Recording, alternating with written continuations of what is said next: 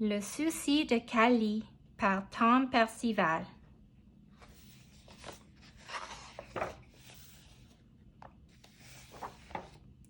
Callie aime sa vie. Elle aime se balancer très, très haut. Elle aime explorer des endroits sauvages et lointains. Parfois, elle va même jusqu'au fond du jardin. Callie est parfaitement heureuse, mais un jour, elle découvre un souci. Ce n'est pas un très gros souci.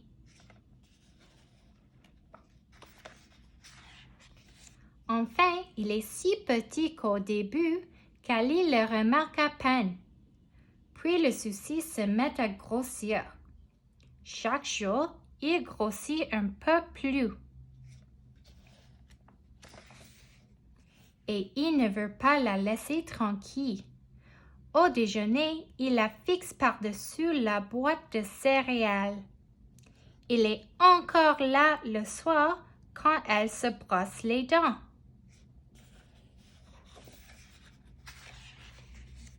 Le plus étrange, c'est que personne ne voit le souci de Callie, même pas son enseignante.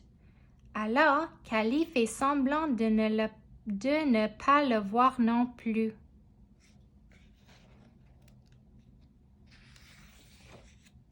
Elle essaie de continuer à vivre comme si tout était normal, mais ce n'est pas le cas. Le souci est toujours là et l'empêche de faire toutes les choses qu'elle aime. Callie se demande si ce souci s'en ira un jour. Et s'il ne partait pas? Et s'il restait avec elle pour l'éternité? Sans le savoir, Callie fait ce qu'il y a de pire à faire avec un souci. Elle s'en soucie. Maintenant, le souci est énorme.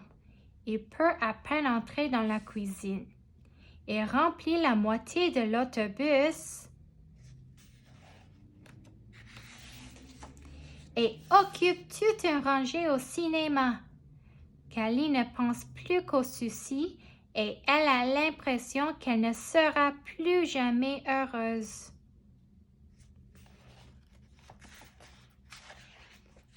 Puis un jour, quelque chose d'inattendu se produit. Callie voit un garçon assis tout seul au parc. Il a l'air aussi triste qu'elle. Elle remarque quelque chose à côté de lui. S'agirait-il d'un souci? Mais oui, Callie comprend alors qu'elle n'est pas la seule à avoir un souci.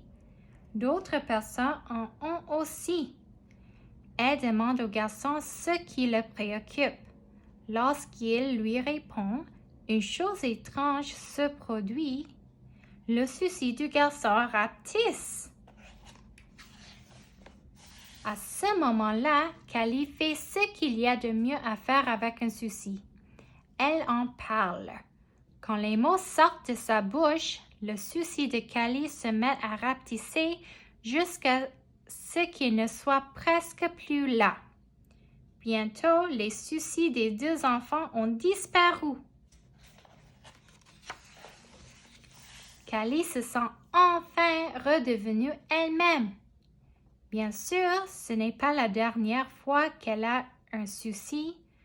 Tout le monde en a de temps à autre. Mais depuis qu'elle sait comment se débarrasser de ses soucis, il ne reste jamais bien longtemps.